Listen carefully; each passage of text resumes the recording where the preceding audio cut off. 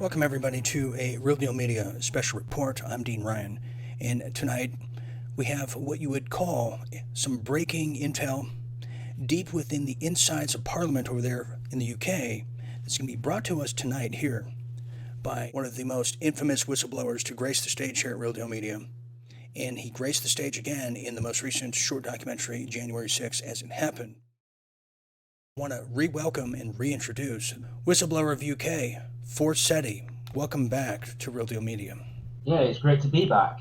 Just so you make your viewers aware, the reason why I wasn't on for a while is because I had to take a backseat from politics for family reasons, but now I'm back helping you guys out with as much information as I can.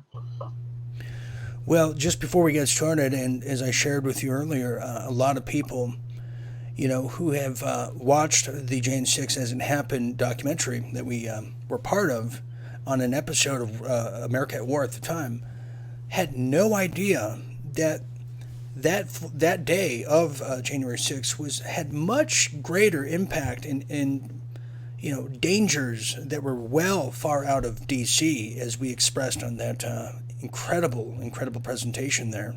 I don't know if you got that same feedback as well. Yeah, the feedback was amazing, and the whole event of January the 6th was like a shot across the bow, sending the message to the people who refuse to follow the establishment that they're going to try and win. And Forsetti, I got to tell you, and I've always referenced you, but you were spot on. And I always knew you were, and you were spot on because that day, even prior, we spoke, you said the next Prime Minister of the United Kingdom is going to be Rishi Sunak. And I'll be damned. That's exactly what happened. Yeah, I said it'd be Rishi. We'd have an interim prime minister for a short time, but then the overall prime minister would be Rishi, and that's exactly what happened. The thing what happened with Rishi was that the political apparatus, did not consider for a moment people would give any votes to Liz Truss. They thought that'd be an instant win for Rishi, so they put it up to a diplomatic vote, and Rishi lost, and everyone was shocked and mortified that Liz won. So they bottled her out as quickly as possible, and then they brought Rishi in without a democratic vote whatsoever within the party, which upset a lot of people.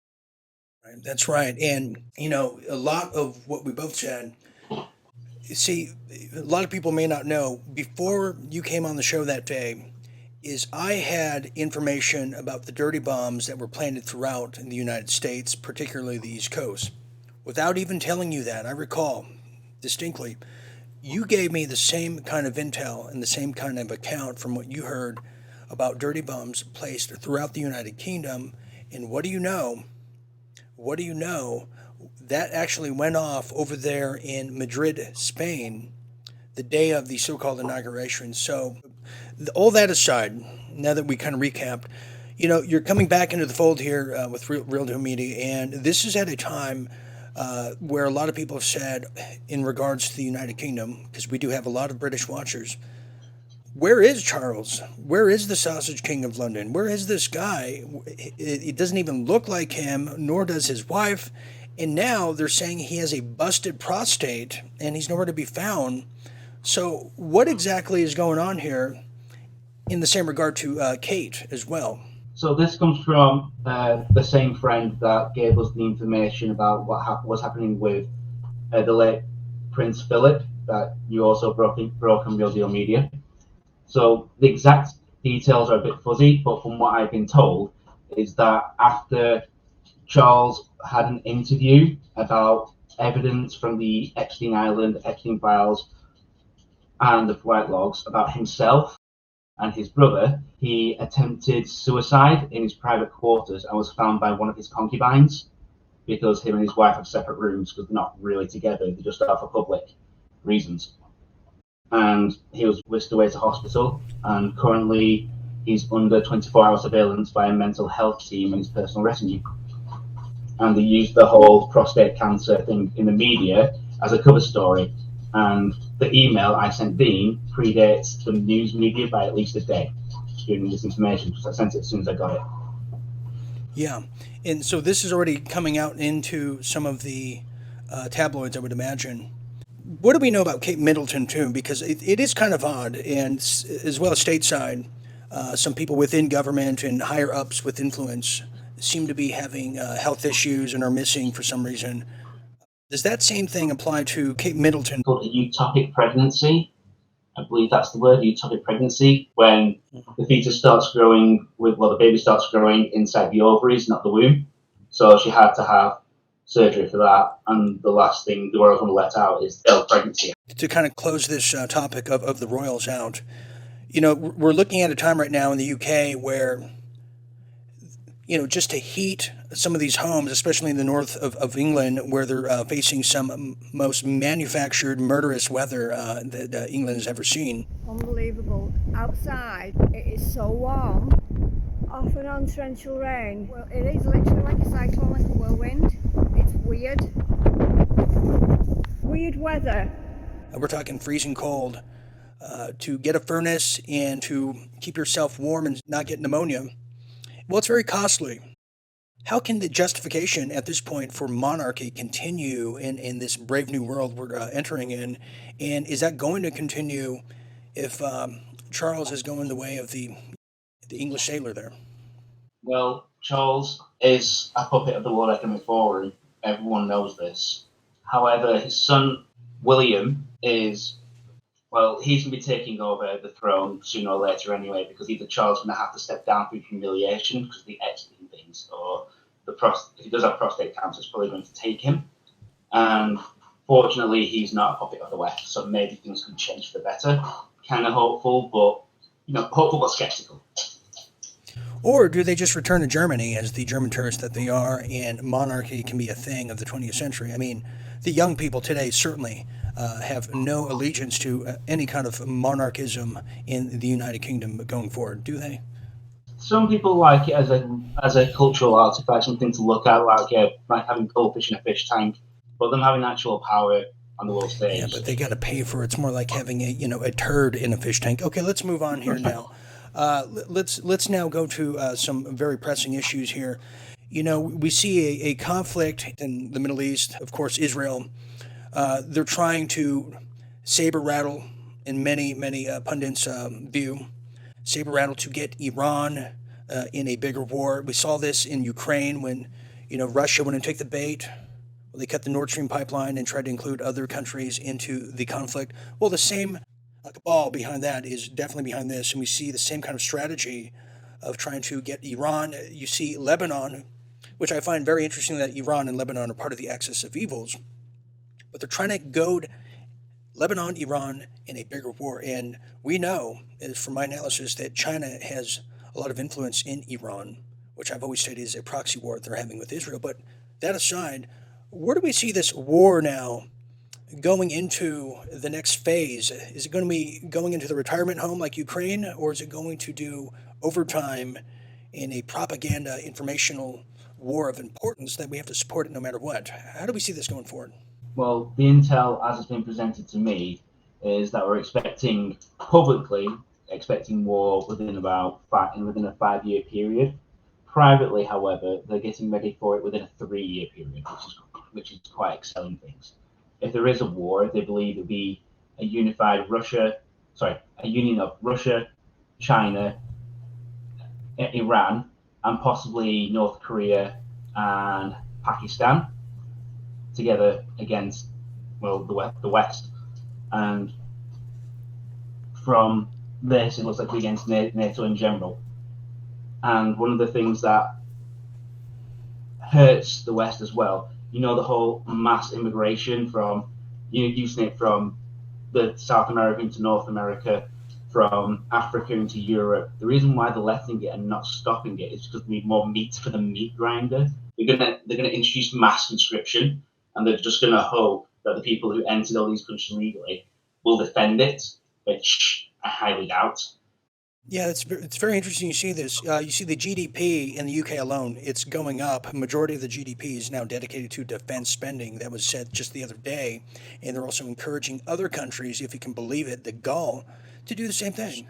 Well, now Britain is bracing for war. With who? Russia, China, Iran, North Korea.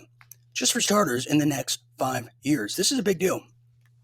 As a world in pre-war phase, warns Grant Shapps. Well, Mr. Shaps, as you'll be seeing here shortly, was unable to say when the government would hit its target for spending on the 2.5% GDP on defense, but it would strive to get there as soon as possible to make living a little easier for their citizens over there in the UK. Today, for the very first time, the government is spending more than £50 billion a year on defence, in cash terms, more than ever before.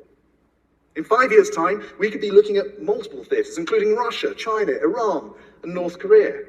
Ask yourself, looking at today's conflicts across the world, is it more likely that that number grows or reduces?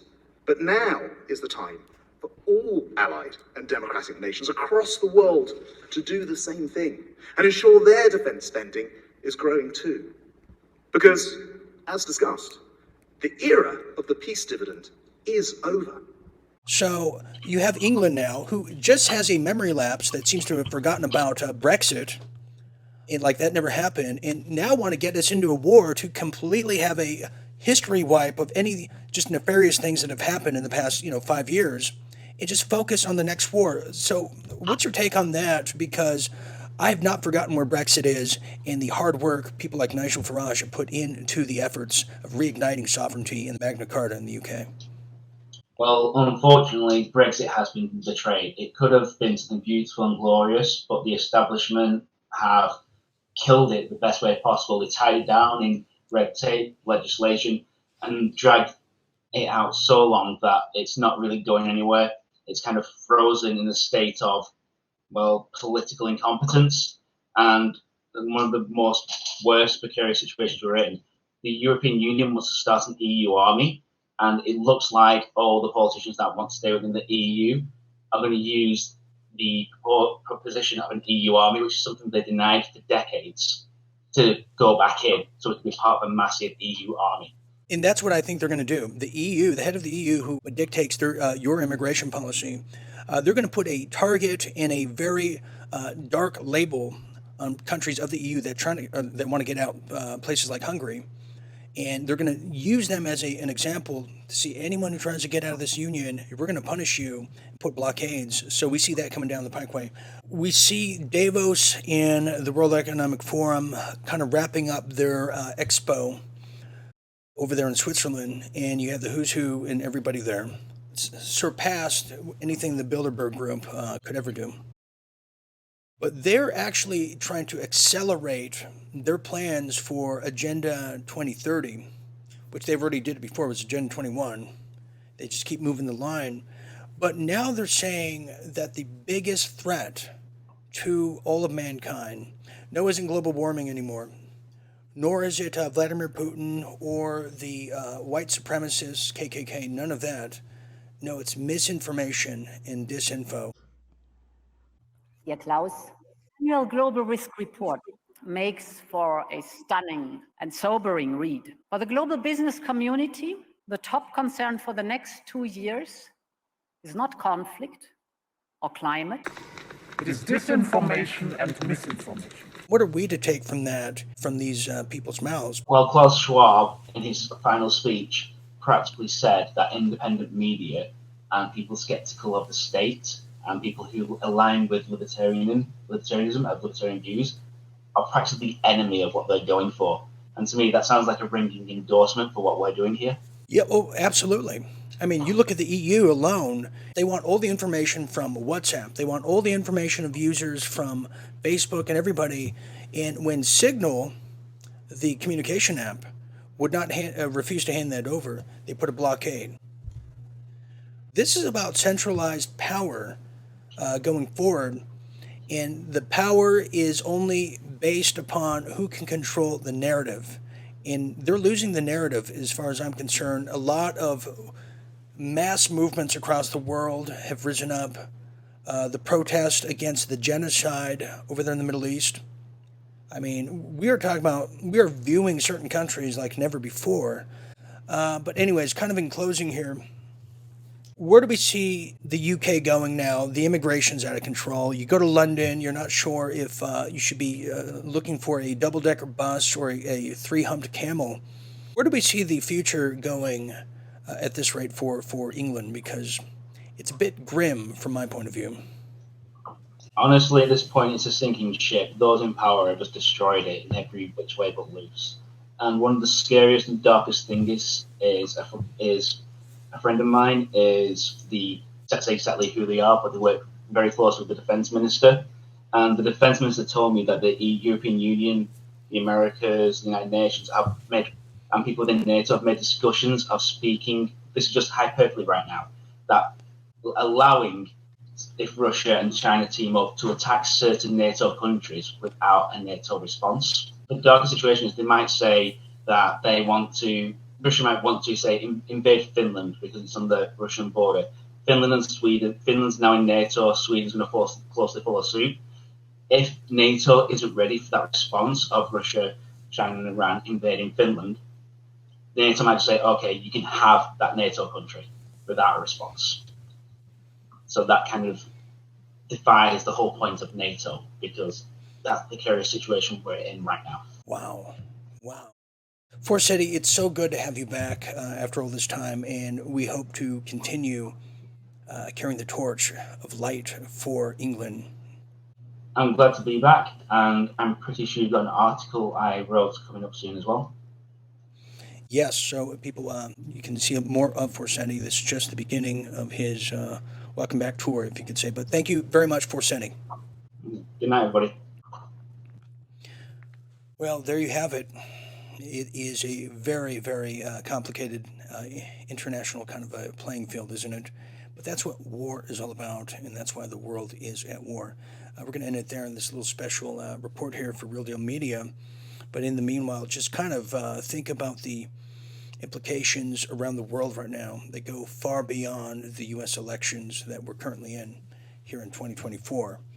There are so many moving parts in spinning plates in this pandemic war. So I want to thank Forsetti for returning home back to Real Deal Media. It's been a pleasure to welcome him back with just this incredible intel he's provided to this most effective audience. So anyways, for all of us here at Real Deal Media, I'm Dean Ryan saying thank you for sharing this, watching this special report here, because it's very important to people all over the world. Until next time, always remember to stay tuned and stay awake. Good night, everybody.